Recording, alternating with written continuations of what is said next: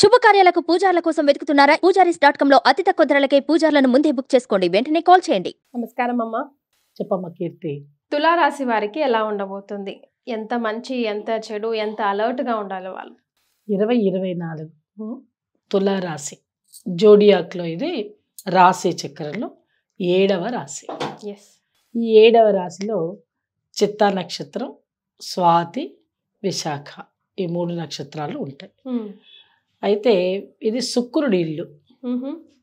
శుక్రుడి హౌస్ అంటే కనుక తులారాశి వాళ్ళు ఎప్పుడు కూడా హాయిగా ఉంటారు మామూలు కండిషన్స్లో. అయితే దానికి తోడు ఇది రవికి నీచ స్థానమైన మన సాటర్న్కి ఉచ్చ స్థానం. ఓకే. తులారాశి వాళ్ళకి ఏంటి అని అంటే తనది కాంది పట్టించుకోరు, తనకు అవసరం అంటే లాక్కొచ్చుకుంటారు. మంచి గుణం కదా వాళ్ళు వదలరు. అయితే ఇప్పుడు ఉండేటువంటి ఈ 24 ఫలితాలలో వీళ్ళకి ఏంటంటే 6వ ఇంటి గురువు 7వ ఇంట్లో ఒక 6 నెలల పాటు ఉంటాడు, మే వరకు. దాని తర్వాత మే నుంచి మళ్ళీ గురుడు మారిన తర్వాత అప్పుడు అష్టమంలోకి వస్తాడు. కాబట్టి మిశ్రమ ఫలితాలు ఉంటాయి వీళ్ళకి. ఓకే. ఇటు 7లో ఉన్నా ఒకటే, 8లో ఉన్నా ఒకటే. దానికి తోడు పంచమంలో శని, 6వ ఇంటి రాహు ఒక్కడు కొంచెం ఇబ్బంది లేకుండా చూస్తాడు. సో ఇలాగా కాంబినేషన్ ఆఫ్ గ్రహాలు ఇలా ఉన్నప్పుడు ఏమవుతుందని అంటే చికాకులు ఉంటాయి. మిశ్రమ ఫలితాలు అంటే అర్థం అదే, చికాకు పడుతూ ఉంటారు. దాని తర్వాత వీళ్ళకి బ్యాంక్ బ్యాలెన్స్ కొంచెం పెరుగుతూ ఉంటుంది. ఓకే. చికాకుగా ఉంది కదా మేడం, మరి బ్యాంక్ బ్యాలెన్స్ పెరుగుతుందా, ఎందుకని ఈ మాట చెప్పారు మీరు వెంటనే అని అనిపిస్తుంది. చికాకులు దేనివల్ల అంటే శరీర ఆరోగ్యం బాగానే ఉన్నప్పటికీ మానసిక ఆరోగ్యం బాగుండదు, దానికి చికాకు. ఓకే.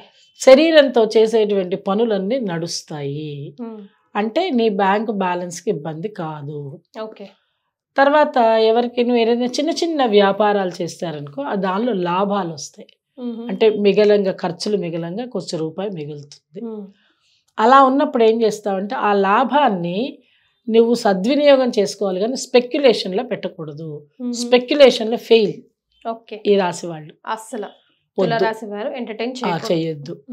రెండవది స్కూల్ విద్యార్థులు అనుకోండి, వీళ్ళకి కాస్త ఇబ్బంది పరిస్థితులు ఉంటాయి. ఓకే. అంటే 10th క్లాసు అలా చదివే పిల్లలు ఉన్నారనుకోండి, చిత్తా నక్షత్రంలో పుట్టి ఉన్నారనుకోండి, ఇప్పుడు వాళ్ళకి రాహు దశ నడుస్తూ ఉంటుంది. రాహులో కేతువు ఇంకా మరీ ఇబ్బంది. వాళ్ళకి బండ్లు ఇవ్వకూడదు, మోటార్ సైకిల్స్ కానీ, ఎందుకంటే అసలే 18 ఏళ్ళు లేవు వాళ్ళకి. అయినప్పటికీ మనం ఇస్తాం, పిల్లలు కాబట్టి తీసుకుపోతారు, ఆగట్లే పిల్లలు. యాక్సిడెంట్స్ అవుతాయి. ఓకే. వీడు జాగ్రత్తగా ఉన్న వీడు రోడ్డు మీద నిలబడ్డా కొట్టిపోతారు. మరే ఈ రోజుల్లో అలాగే జరుగుతుంది, అందుకని జాగ్రత్తగా ఉండాలి. ఫ్రెండ్స్ బైకులు ఎక్కి చల్ చల్ చల్ వెళ్దామని రైజ్ చేయొద్దు, రైనా వెళ్ళకూడదు. ఏదైనా మనకి బండితోటి యాక్సిడెంట్స్ అయ్యే సూచనలు ఉన్నాయి. ఓకే. అందువల్ల వీళ్ళు జాగ్రత్తగా ఉండాలి. వీళ్ళు ఎగ్జామినేషన్స్కి వెళ్తే బాగా చదువుతారు, కానీ పరీక్ష రాసేటప్పుడు 100 మార్క్స్ రావడానికి ప్రయత్నం చేస్తే 80 మార్కులు వస్తే గొప్ప. అంటే ఎందువల్ల స్ఫురణ శక్తి తగ్గిపోతుంది, రాయలేరు పరీక్ష. అరే నేను మర్చిపోయాను నా మైండ్లో ఉంది అంటారు. దాన్ని పెంచుకునే ప్రయత్నం చేయకపోతే 60లో పడిపోతారు. దక్షిణామూర్తి స్తోత్రం కనుక నీ బాగా గట్టిగా చేసుకుంటే జ్ఞాపక శక్తి పెరుగుతుంది. ఓకే. ఇంట్లో దైవారాధన ఏ కులమైనా, ఏ మతమైనా, ఏ జాతి అయినా తులారాశి చిత్తా నక్షత్రమే. కాబట్టి మనం జాగ్రత్త వహించాలి. తులారాశి వాళ్ళు పిల్లల విషయంలో చెప్తున్నా నేను. అలాగే వాళ్ళు కనుక కొంచెం పెద్దవాళ్ళై వివాహ వయసు వచ్చిన వాళ్ళైతే, వాళ్ళు ఆల్రెడీ ఏదైనా ఒక విధానంలో ఉన్నారు అని తెలిస్తే వీళ్ళని మనం కంట్రోల్ చేయాలి. సెట్ కాదు వాళ్ళకి చెప్పాలి మంచి చెడు. అమ్మ మీరు ఇలా వెళ్తే అబ్బాయిలకైనా అమ్మాయిలకైనా మీకు కొంచెం అనుకూలతగా లేదు కాబట్టి వాటిని వదులుకుంటే మంచిది, మాకు దేనికి ఇబ్బంది లేదు, కానీ మీరు కలిసి ఉండలేరు అని పెద్దలు చెప్పే పరిస్థితి తెచ్చుకోవాలి. అలా చెప్తేనే ఈ తులారాశి వాళ్ళు బాగుంటారు. ఓకే. ఇక విద్యారంగం అయిపోయింది, పిల్లలు అయిపోయారు. ఇప్పుడు నీకు ఇంకా అనిపిస్తున్నది ఏమిటి అంటే ఉద్యోగ రంగం వాళ్ళకి, వ్యాపార రంగం వాళ్ళకి కొంత అనుకూలత ఉన్నప్పటికీ కూడా ఇబ్బంది మాత్రం కొంచెం గట్టిగా లాగుతాయి వెనక నుంచి. చల్తీ కా నామ్ గాడి చందాగా ఉంటుందా? అంతే. ఓకే. జరిగింది అంటే జరిగింది, లేదు అంటే లేదు. టైం బాగాలేనప్పుడు కొంచెం అలా కొంచెం స్లోగా నడుస్తుంది. ఉద్యోగం దగ్గర కూడా అంతే. వీళ్ళు కనుక 3 గంటలకో 4 గంటలకో రావడం, బయటకు వచ్చేసో, లేదంటే చేస్తున్న పని మీద మైండ్ పెట్టకుండా వేరే దాని మీద పెట్టో చేస్తే ఉద్యోగాలు కూడా ఊడిపోయే పరిస్థితి ఏర్పడుతుంది. ఓకే. అందుకు ఒళ్ళు దగ్గర పెట్టుకుని ఉద్యోగాలు చేయాలి. వ్యాపార రంగంలో కూడా ఎలా పడితే అలా పెట్టుబడులు పెట్టేయడం, అనవసరమైన సలహాలు ఇవ్వడం, మధ్యవర్తితో ఆర్బిట్రేషన్ చేయడం, పక్కింటి వాళ్ళ విషయాల్లో వెళ్ళి మనం తలదూర్చడం, వాళ్ళు అడగకపోయినా సలహాలు ఇవ్వడం, ఇలాంటివి చేయకూడదు. ఓకే. ఇరుగు పొరుగు మధ్య బాగా పోట్లాటలు వస్తాయి కాబట్టి సాధ్యమైనంత వరకు జాగ్రత్తగా ఉండాలి. ఓకే. కొంచెం కేర్లెస్గా ఉంటారు. ఆ కేర్లెస్నెస్ ఉండకూడదు. ఓకే. ఎక్కడ వస్తాయి ఇరుగు పొరుగు దగ్గర? అపార్ట్మెంట్ లైఫ్లో అయితే చెప్పుల దగ్గర, ముగ్గు దగ్గర, లేదంటే మీ బళ్ళ దగ్గర ఏదో మాట తీరు మీరు చూసారు ఏదో ఉంటాయి కదా, తెలియని విషయాలు కాదు. అందుకు జాగ్రత్తగా ఉంటారు. వద్దు, మన పిల్లల్ని జాగ్రత్తగా ఉంచాలి, మనం జాగ్రత్తగా ఉండాలి. వాటికి మనకి రోజులు బాగాలేవు అని తెలిసినప్పుడు అని వీళ్ళు మనసులో అనుకోవాలి. దాని తర్వాత ఏంటి అని అంటే, వీళ్ళు ఆడవాళ్ళు ముఖ్యంగా స్త్రీలు బళ్ళ మీద ఆఫీసులకు వెళ్తారు.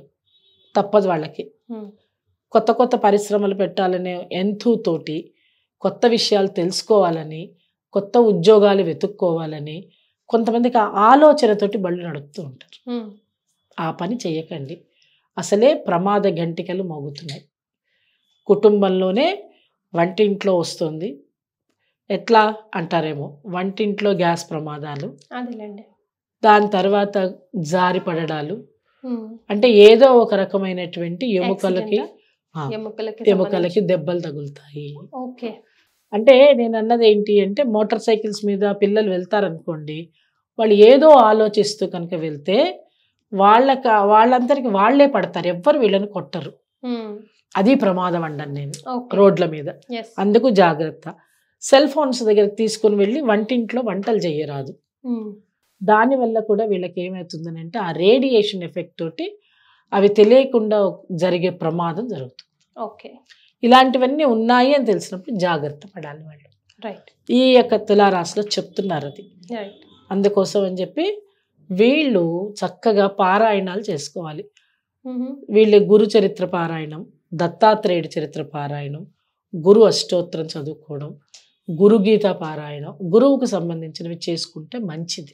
సో తులారాశి వాళ్ళకి ప్రజెంట్ టైం బాగాలేదు కాబట్టి గురువు చరిత్రని, గురువుని గట్టిగా నమ్ముకోవాలి. ఏదో ఒక గురువు, మీ ఇష్టమైన గురువులను మీరు నమ్ముకోండి.